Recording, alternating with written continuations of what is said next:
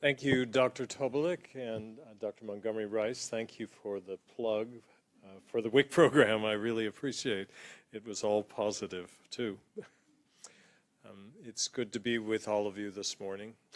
I want to thank Carla for daring to call me January and February again, right, and saying, would you do this? And happy to be back. And Dr. Lawrence, it's always good to be in your presence. I was in Canada for the last month. I'm a dual national, and I have a home on the Bay of Fundy. And I came back yesterday evening, and I was pre-clearing with Customs and Immigration in Toronto, and the American Customs immigration official said to me, "Welcome home." And my response was, And he said, "Are you okay? Is everything okay?" And I said, "It will be okay." I want to begin by sharing a little bit about sort of where WIC is these days, and then about breastfeeding in the WIC program.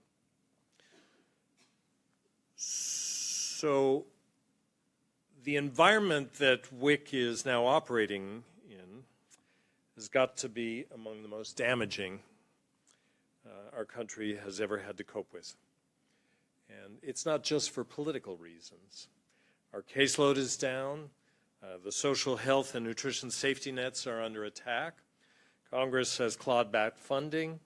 Nutrition services and administrative resources are stretched, and those are the monies that we use to do nutrition education and breastfeeding support and education. And we're rushing to fully implement electronic benefit transfer, which is the chip card that moms can use to purchase their groceries by 2020. And sadly, in more circumstances than not, as I think most of us know, opinions shape facts rather than facts shaping opinions. And that has been our big challenge in the last year. Given all of these stressors, it may feel that there's little appreciation for what WIC does for families across the nation and why our community is so committed to delivering WIC's public health services. But I think many people in this room know, as well as I do, that families all over this nation feel a great deal of gratitude for WIC, for the non-judging care, concern, and support and love that our WIC staff offer WIC families. And just by way of example, in April, I was in Chicago for our annual conference, and I stopped at the Streeterville neighborhood Whole Foods to purchase some fruits and nuts and raisins. I've been well trained by the registered dietitians in our community. And I want to introduce Darlena Birch, who is one of our registered dietitians, who's with us. And I was chatting with one of the staff who asked if I was visiting and where I'd come from and what did I do. I did tell him I was a lobbyist and here in Washington, and so the mere mention of Washington, as you might imagine, led us down a rabbit hole as he expressed his extraordinary frustration and disappointment with the political scene. But when he caught word of the WIC program, he couldn't thank me enough for the work that I do on behalf of WIC and for the staff who keep the doors open for mothers and families who need WIC services. He shared a mantra that we all know: WIC was a lifesaver for his family. It was, as you might imagine, a feel-good moment for him and for me and for our WIC community. And when it comes right down to it, WIC is making amazing contributions to the lives of real people. You see, his family was on WIC, and it made all the difference for him and for his two kids and his wife. Perhaps our biggest challenge right now, though, is declines in WIC caseload. We've been on a downward trend for several years now, and the situation doesn't seem to be getting any better. Let's be clear, the WIC walk is not an easy walk right now for both service providers and WIC families, and here are some of the reasons that I think we're in our current challenging place. We are, in some ways, a 20th century program in the 21st century. There are still paper records out there, few and far between, but present some challenges. And as WIC families circle the possibility of accessing the program, they're most certainly now more than ever thinking, what's the value add for me by participating? Has accessing WIC just got too complicated, and is the juice really worth the squeeze? So first, the economy. We've experienced 9 years of straight economic growth as we pulled ourselves out of the worst recession since the Great Depression, and I just want to say the miracle didn't happen this last year. It took 8 years of a courageous president working very hard despite opposition from Congress to help turn the economy around. But unemployment is at record lows, and we know that people do not come rushing through the doors of WIC when the economy has improved. We cannot deny that the environment, that this environment has given permission for policymakers, the media, and our neighbors to participate in tremendous shaming for anyone who participates in social justice and human needs programs like WIC. We can't underestimate the impact of shaming on WIC caseload. The work requirements being promoted by Congress for SNAP are just one more factor in the shame game. The birth rate was down 1% in 2016 off 2015, and maybe down as much as 2.8% in 2017. And the fertility rate is also down. In 2016, the total fertility rate of American women was 1,818 births per 1,000 women. In order for a generation to exactly replace itself, the total fertility rate needs to be 2,100 births per 1,000 women. And we've been missing this mark since 1971. The U.S. turns out, is a remarkably harsh place to raise a family. It's even more so for mothers. Indeed, the U.S. is only one of 4 nations in the world, and the others include Lesotho, Swaziland, and Papua New Guinea, without government-subsidized maternity leave. If you think corporate America is helping out, only 56% of companies offer maternity leave, with only 6% offering full pay. Additionally, 36% of the workforce are contract employees with no benefits at all. So when mothers return to work, they often suffer the consequences also of an increasing pay gap. And these facts do not include that the average tuition debt of millennials is now close to $40,000, and the high cost of housing and the increasing unstable political and social environment and worries about climate change all add to decisions that mothers and dads and families are making about whether or not to have children. Is it any wonder the fertility rate is down? And one of the things that's made the difference for WIC caseload has been immigration. We don't document the status of WIC clients. Why? Because the child born in this country will be an American citizen, and we want to ensure a healthy pregnancy and a healthy birth outcome. Healthy babies, healthy toddlers, healthy young children, healthy moms, healthy pregnancies, healthy breastfeeding moms. But now the relentless attacks on immigration coming from the epicenter of power in this country have had dramatic impacts on WIC caseload. Leaked regulations on public charge, growing deportations, babies and young children separated from parents or guardians at the border and placed in, I'll just call them what they are, internment camps. ICE staff circling WIC clinics, and we get stories of this frequently in our office. Health departments and courthouses. And our office is really a treasure trove of anecdotes of families who've returned vouchers or breast pumps to WIC clinics and asked to have their names removed from the WIC rolls. So this is a huge challenge for our community. We're on the front lines of trying to protect WIC access for families, and we've held briefings on Capitol Hill. We're collaborating with National Faith, Nutrition, and Healthcare, immigrant, and other national organizations. We're meeting with members of Congress and have met with USDA leadership and the White House Office of Management and Budget. But candidly, I'm not optimistic that we're being heard. One only need consider the President's most recent nomination of Robert Mortensen to serve as Assistant Secretary of State for the Bureau of Population, Refugees, and Migration. Mortensen currently serves as a fellow of the Center of Immigration Studies, an anti-immigrant hate group founded by a white nationalist. The center's mission appears to be the demonization of immigrants. So the context in which we operate is really a challenge one.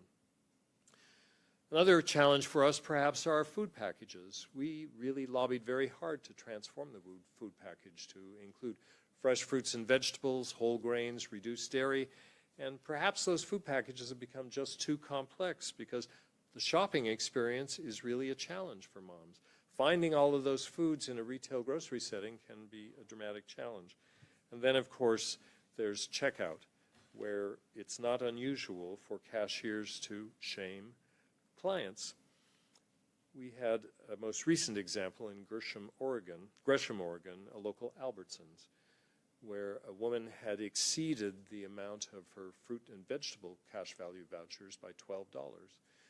And a generous woman standing behind her offered to make up the cost of that $12. Whereupon the cashier turned to that woman who offered to cover the change and said, "No, these people get everything they need from the government. They don't need your $12. And she proceeded to shame the woman who was standing in front of her. Really? Complicating this was the fact that the woman purchasing the items was African American. And so there were a lot of tropes in that conversation which suggested shaming, again, at a racial level. We have, the Oregon State WIC program has sanctioned Albertsons for this, and we hope that there will be some fallout for the woman who participated in doing the shaming. Nutrition education is widely available on the internet now, so often moms come to WIC knowing answers already, and they're aware of the value of eating fruits and vegetables and whole grains, and they don't have an incentive to sit through the nutrition counseling experience. So how do we make that different? And then policymakers and our friends at USDA FNS who are implementing congressionally mandated policies have made compliance so complex that, like the financial services sector or the automobile industry, even WIC needs regulatory relief to some degree too. So all of this adds up to moms asking, what's in it for me? And if the hurdles are too high and track is too rough, then fewer and fewer may want to make the effort it takes to successfully run the course and access the program. So you see, that's the background against which we are fighting. When I first came here 10 years ago, I spoke about moving WIC from the go-to formula feeding program to the go-to breastfeeding program. And I'd like to say that we've been pretty successful at that.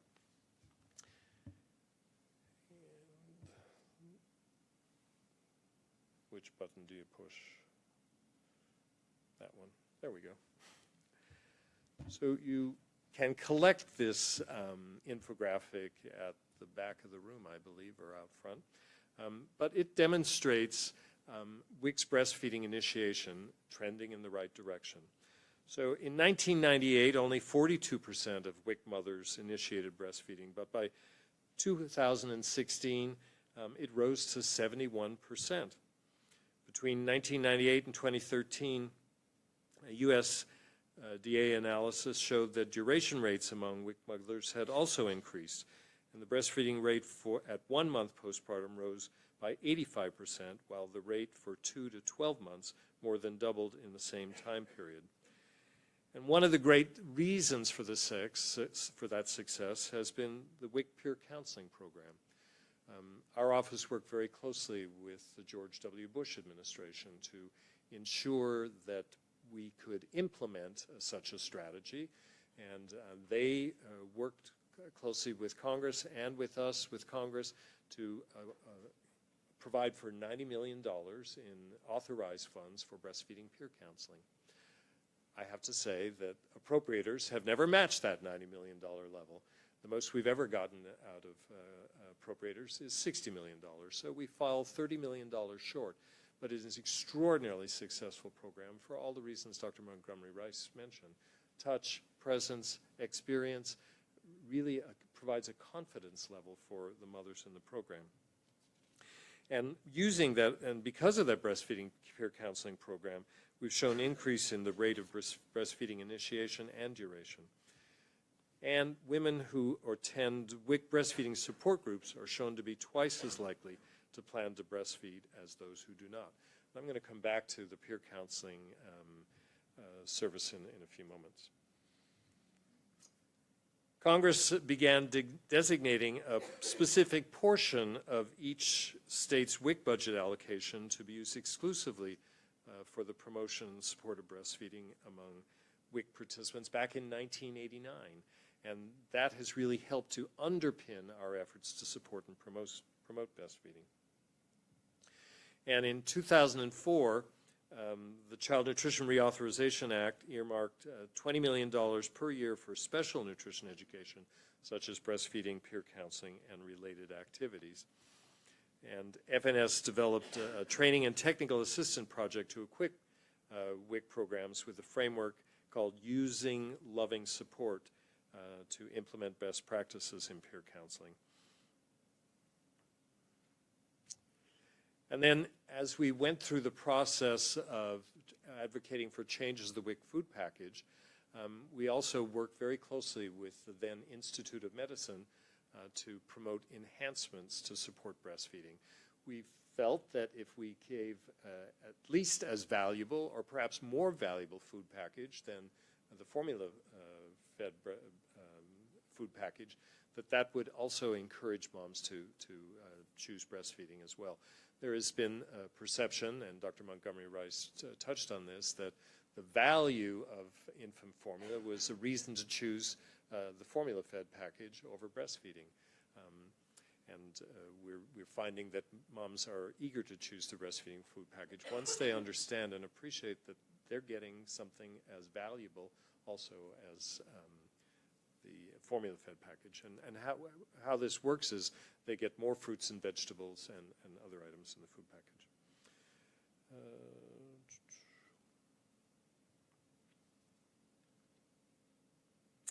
So our fiscal year 2010 agricultural appropriations bill increased funding for the Loving Support Program by $15 million, from $15 to $80 million, and that was an increase that we advocated for. And the Healthy Hunger Free Kids Act increased funding level for breastfeeding peer counselors to $90 million. But here's been the rub. So we have continually pushed for that $90 million, and we have never been able to get it above $60 million, except for last year when we were able to get support from Senate appropriators to bump that number up to $80 million. When the Senate bill went to conference with the House, the $80 million was slashed back to $60 million, and here's why. And I'd like you to get out your pens and write this name down. Chairman Virginia Foxx, who is the Republican chairman of the House Education and Workforce Committee. She introduced an amendment to a House Appropriations bill some years ago to gut funding for breastfeeding peer counseling. Why? Because women have been breastfeeding for millions of years. Now, I know Virginia Foxx to be a creationist, so millions of years doesn't exist in creation time, right? But at any rate, we were able to defeat that amendment resoundingly, and I think it's stuck in Chairwoman Fox's craw ever since. And so when we come up for that appropriation, she will not allow a funding increase for breastfeeding peer counseling.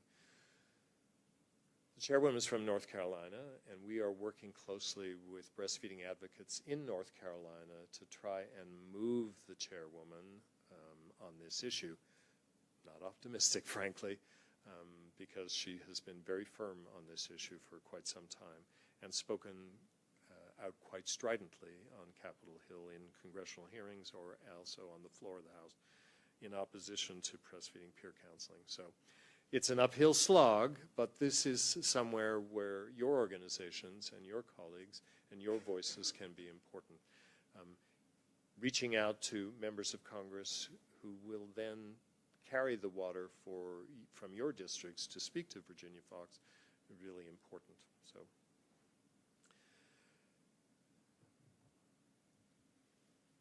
And then FNS released its Grow and Glow in WIC, a standardized competency-based curriculum under the Loving Support Makes Breastfeeding Work model. And NWA recognizes the ongoing commitment of WIC staff to improve and sustain breastfeeding rates.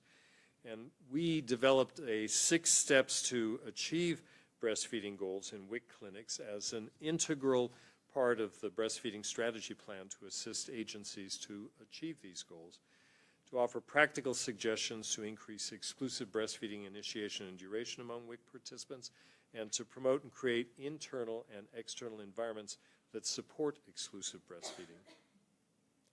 And NWA supports 2 initiatives to support breastfeeding. The NWA Statement on the WHO International Code of Marketing of Breast Milk Substitutes, and our statement on baby-friendly hospital initiatives. And you can access those on our website, which is nwica.org.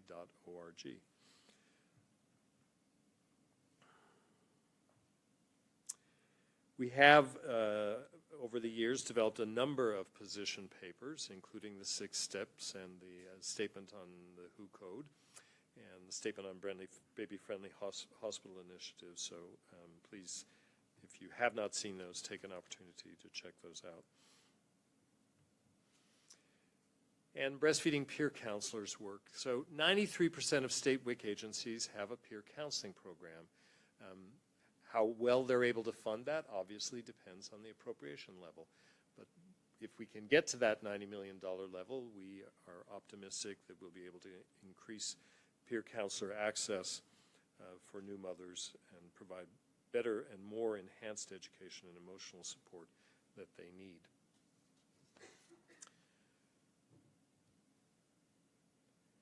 And with implementation of the Breastfeeding Peer Counseling Program and increased focus on breastfeeding support, the WIC program has identified mothers in need of advanced lactation support, thereby supporting the inclusion of IBCLCs in WIC. In the 2015 WIC Policy Breastfeeding Inventory shows that almost 40% of both state and local agencies report having IBCLCs. And we'd like to continue to increase the number of IBCLCs in the program. Herein lies a big challenge, and that is, again, the appropriation. When caseload goes down, our nutrition services administrative resources are squeezed, and that hampers our ability to hire IBCLCs and other nutrition professionals. Lactation educators, counselors, and breastfeeding coordinators also provide WIC participants with needed support to ensure seamless breastfeeding promotion and education of all breastfeeding participants. And a key element of our access or success in the program is our support for breast pumps and the availability of breast pumps to WIC mothers who meet state and local agency criteria. This is particularly useful in situations when pumps are not available through private insurance or Medicaid, or during the interim post-delivery period until pumps are issued. And this includes the loan of closed-system hospital-grade pumps for medical need and single-user pumps for mothers returning to work. So I mentioned that bill with peer counseling and why we need your help. And just to comment on the cash value vouchers, our recommendations to support breastfeeding through changes to the WIC Food Package to increase the cash value vouchers for breastfeeding mothers from $11 to $35 for fully breastfeeding women, and from $10 to $25 for partially breastfeeding women. So that will further enhance that breastfeeding food package. And as a means to support breastfeeding of any duration and intensity, that USDA should allow individual tailoring of the infant food packages to best meet the needs of the mother-infant dyad. One of the challenges that is happening currently in the environment is Anthem, which is a part of Blue Cross Blue Shield, plans to reduce the reimbursement rate for breast pumps from $169 to $95, which will make it impossible for moms to receive affordable breast pumps. So that could be a real challenge going forward. And the extent to which we experience some of that pressure in the WIC program, because moms are now coming to WIC, the availability of breast pumps in WIC is absolutely critical. Our legislative agenda coming up is full funding for the Pregnancy Through 24 Dietary Guidelines process and to support breastfeeding in both the workplace and public spaces. And we're currently leading an initiative to educate the lawmakers about the benefits of the Breastfeeding Peer Counseling Program. We had, I think she's stopped breastfeeding now, Georgia. Yep. So we had a breastfeeding mom in our office. We created a lactation suite for her. Whenever the blinds were drawn on that room, everyone knew, stay away. And we were really proud to have Nora, George's daughter, as a breastfed mom within our office, and to have Nora brought regularly to the office. That baby's presence really buoyed staff. I also want to say that I am the proud great uncle of 3 breastfed great nephews, all to the age of 3. And the last one is being breastfed. He's 14 months and was breastfed in the NICU also. Milk was pumped and then fed to him in the NICU. My grandson, now 5, was also breastfed and to 3.5. So, and my daughter-in-law learned breastfeeding from, she wasn't qualified for WIC, but a WIC breastfeeding peer counselor who's a mutual friend helped her through that process. And one of our goals is to make WIC accessible to all moms, and that reimbursement would happen through insurance reimbursement, or if a mother was able to pay for those services, that mother could do that. But to make breastfeeding education and support available to all moms. My daughter-in-law lived around the corner from a WIC clinic in Buffalo, and it was really her friendship with the peer counselor and the lactation consultant at the clinic that helped her through the process. Had she not had that friendship, access to a lactation consultant in Buffalo was not as easy or timely as she needed. And it made the difference, obviously. My grandson successfully breastfed for 3.5 years. Thank you. I think time's up.